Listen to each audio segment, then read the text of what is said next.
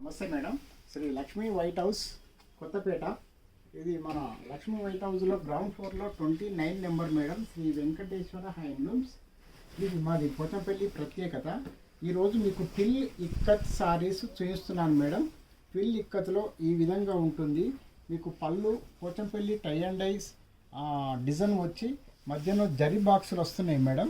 జరీ బాక్సులు వచ్చి టిల్ ఇక్కత్లో చాలా లైట్ వెయిట్ పెద్ద జరీ ఇట్లా మామూలుగా నిలువు పేక జరీ బార్డర్స్ వస్తాయి మేడం.